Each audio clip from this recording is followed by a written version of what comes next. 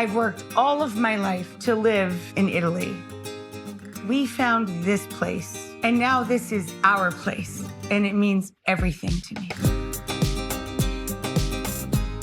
I love that Tuscan food, it's about basic ingredients and the quality of them. It can take a long time. There's braised meats, there's slow-cooked ragouts and sauces and things. I love, love, love gazpacho. What I'm serving with the green gazpacho, grilled shrimp. This is ridiculous. These high-power blenders, they could grind up anything. You want to juggle some green tomatoes? Impressive! Boom! Food is a conduit. We make food to take us away to places we've never been and dream about going to. You just need your imagination and a couple of bucks, and you have a ticket to anywhere. So come on over. I love this place. I hope you do too.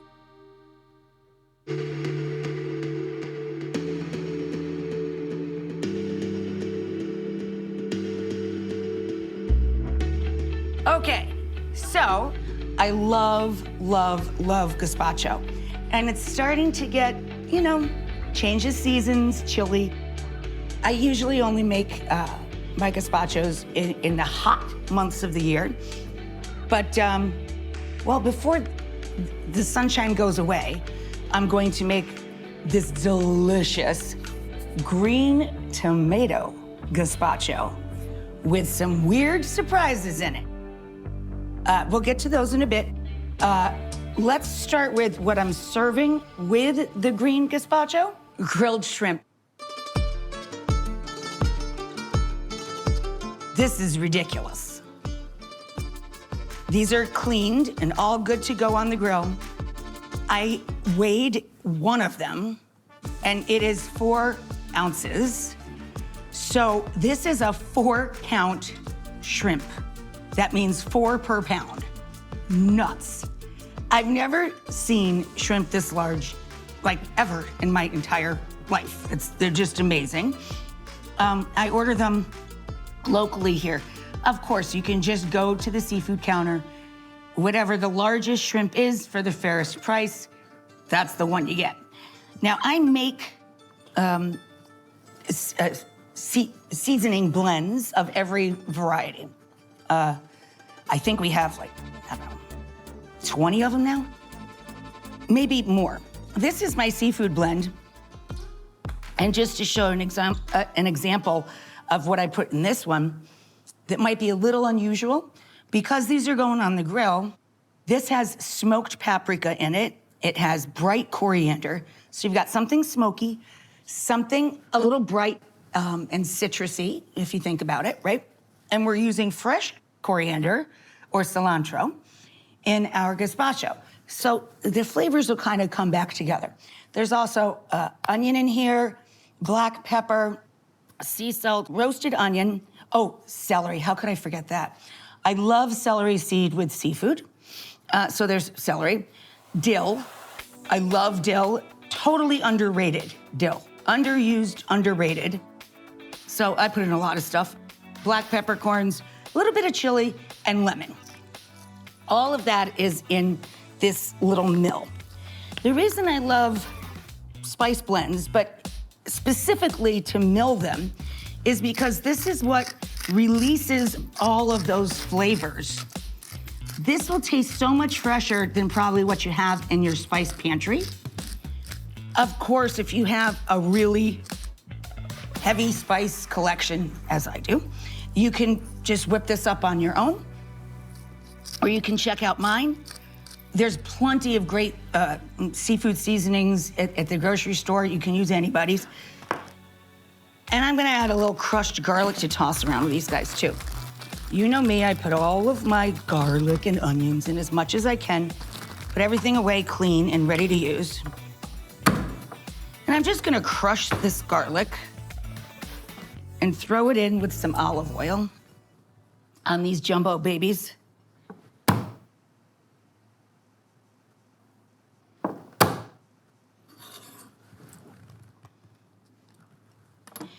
Now, when we're upstate, John is our grill master. He's usually roaming around in the backyard next to the big green egg, comes in smelling like beef jerky. Around the holidays, Thanksgiving, up until the snow gets pretty deep, we can still cook turkeys and big hunks of meat outdoors. You wanna come pick up these giant shrimp? I don't know if you can lift them. Each one of them is 1/4 of a pound. It's crazy. So four of these are like 500 grams, which is pretty crazy. Grill up a couple of lemons with them too.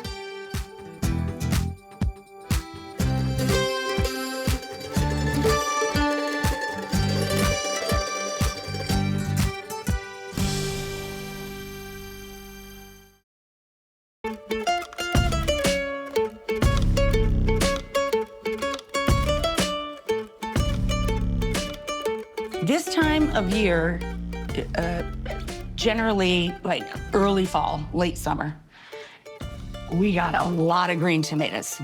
Maybe Jen will juggle some of these later. I can't juggle. Closest I can come to that. But anyway, we have a lot of green tomatoes this time of year. I make fried green tomatoes. But I think my favorite is a green tomato gazpacho. So when we work with the green tomato, you core it, which we've done here. Oh, that's heavy. Some big green tomatoes. Just like a red tomato, you core it, right? With the tip, choke up on the bat with the tip of a knife, take the core out, and then you just score the skin. See how it's got a big X in the bottom of the tomato? Drop it into boiling water. Doesn't take long. You're just loosening the skins so you can peel them off. There's Layla. Hi, Layla. She's playing with Bella. Bella is 80-something pounds. Layla is a little sausage of a dog. Layla's the loud one. Bella is like a butterfly. She's like... So I've got some green tomatoes here that are ready to go into our big old high-power blender. Interesting ingredient. Probably new to you is this. What does that look like to you? A melon, right? Not. This is a cucumber, yeah, from Puglia. I bought so many of these.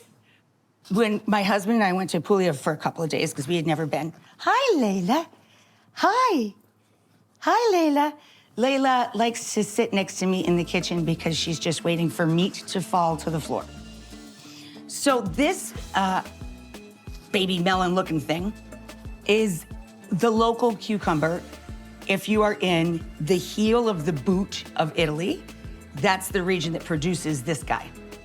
They are insanely delicious. They even put them out on the breakfast buffets. And that's the first time I ever tried them. Of course. Oh my God, they're so good. You can just use the seedless cucumbers from the grocery store. Everybody sells them. Peel them, cut them into chunks, you're good to go. It'll have the same effect. I just wanted to show you that because it's fun. Oh, they're so good. I better stop eating on camera, it's rude. My house, my rules. You peel those weird cucumber things the same way you would attack a melon. That's the other surprise ingredient. A big green melon. Yep, I said that. Cucumbers, melon, and green tomatoes all going into this gazpacho. I know it sounds weird. You have to trust me on this. It's delicious. So we trim off the top and bottom, right? So we have a nice stable way to get the peel off of our melon. And this is exactly the way you handle those weird round cucumbers. Now, I only use, for a good-sized pitcher of the green tomato gazpacho, I only use a half a melon in each batch. You can make a couple of batches and just store it in the fridge. It'll keep for at least 10 days. Delicious. But you only need, per batch, half a melon, 4 large green tomatoes, and one of these big softball size weird round cucumbers, or 1 seedless cucumber, doesn't have to be huge, or a few Persian cucumbers, also works for you, that you can, again, get in any grocery store. I'm going to seed and chop the melon, and I'll be right back.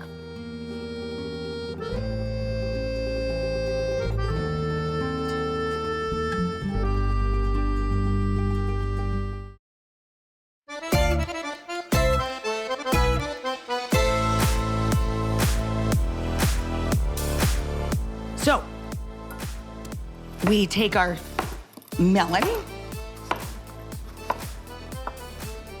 and just coarsely chop it and chuck it in there. These high-power blenders, they could grind up anything, right?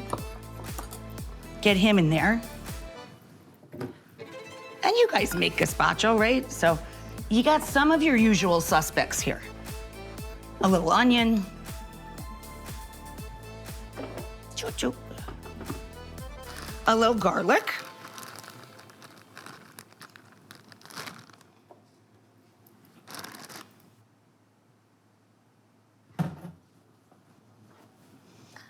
I normally use 2 small ribs of celery, but look how crazy my celery is this year.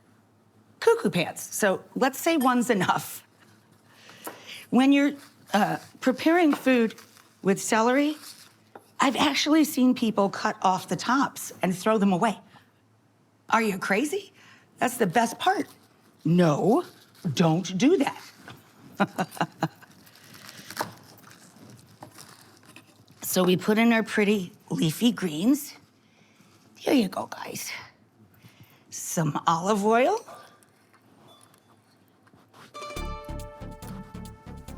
Honey, what are you working on over there?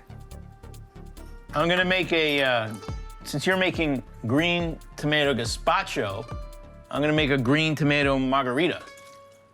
Ooh, that sounds fun. And don't try and stop me. I'm not stopping any of that. You want to juggle some green tomatoes? I haven't juggled in a long, long time. All right, well, that'll be fun to watch no matter what, because even if he's terrible at it, it'll be funny. It will be funny, at my expense. A little handful of fresh coriander. And then we grow these little chili peppers and jalapenos and little sweet peppers, very common in this region of Italy. But you can use bell pepper, a little bit of sweet pepper and a little bit of hot pepper. And our kooky cucumber.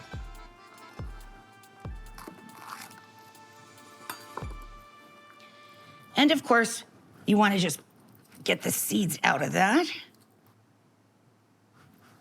This is going to be very loud, so I think we should take another little break, and I'll start working this. You gotta kind of build this in batches, just for the sake that this sucker's pretty full, and then I just pour it together into a big bowl or a pitcher and mix it all together. And you have to adjust your salt. You have to add salt as you go and just keep taste testing it, basically. So I'm gonna get this going. I'm going to add in my green tomatoes and that crazy cucumber. We just gotta do this in batches. I'll meet you back here in a couple.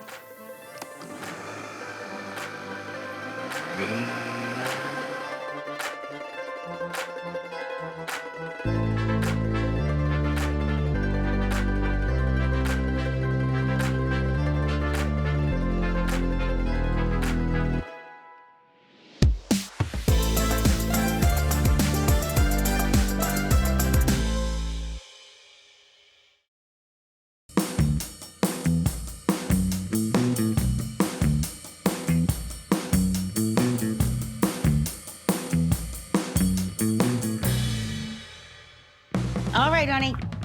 What do you got? I'm gonna make a green tomato margarita. People don't usually associate tomatoes with margaritas, but I don't know, why not? We got a lot of green tomatoes. We got tomatoes coming out of our ears. So I'm using these little baby tomatoes because they're easier to muddle, which I will be doing momentarily. This is a muddler. These are green tomatoes, and this is me attempting to muddle them. It's a pretty tough green tomato. Oh, man. Someone put in the imposter tomatoes to like punk me or something.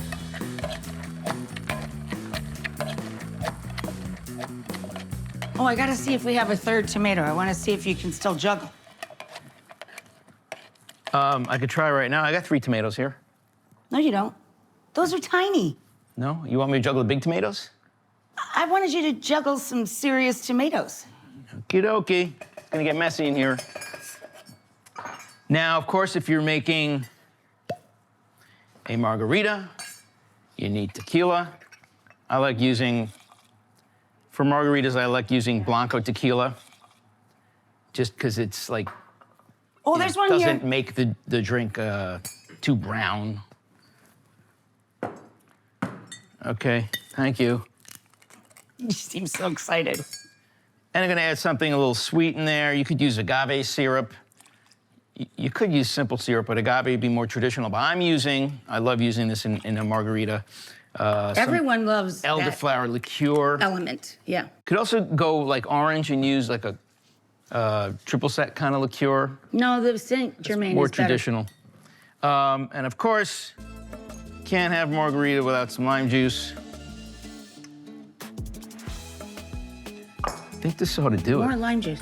More lime juice, she says. Backseat driver. Now we gotta throw ice everywhere except in the tin. Oh, look, I actually got it in there. Oh, there goes some. Okay. You never have enough ice.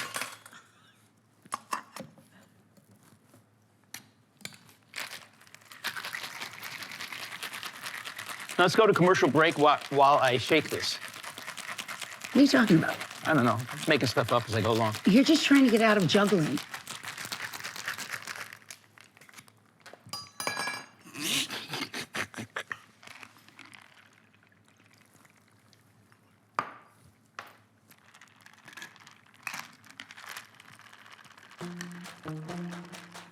It's in there, I promise you. It's just a little bit of tomato skin in the way.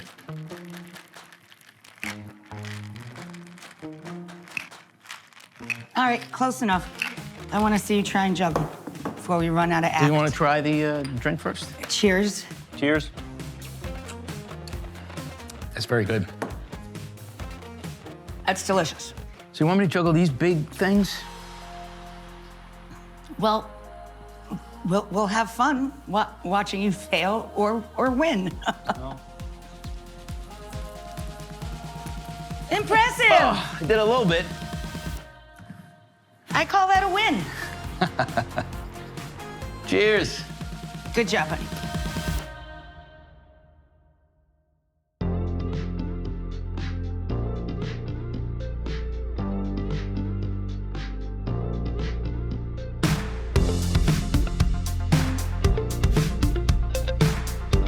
So I put a pitcher, just because it's easy to serve this way, and some cups into the freezer, so that when we add the gazpacho, which is cold because we added the ice or ice water, to our green tomato gazpacho with the melon and those crazy cucumbers, it'll stay nice and cold now, and people can just sip it out of cups, and these are icy, icy cold.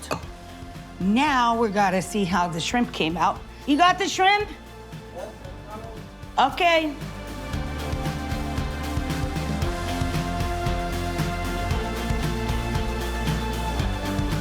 They look fantastic. And we've got the grilled lemon. Look at that! Oh my gosh! Are you excited for these? somebody else carry the gazpacho so I don't drop it, I would literally die of a heart attack. No, not happening.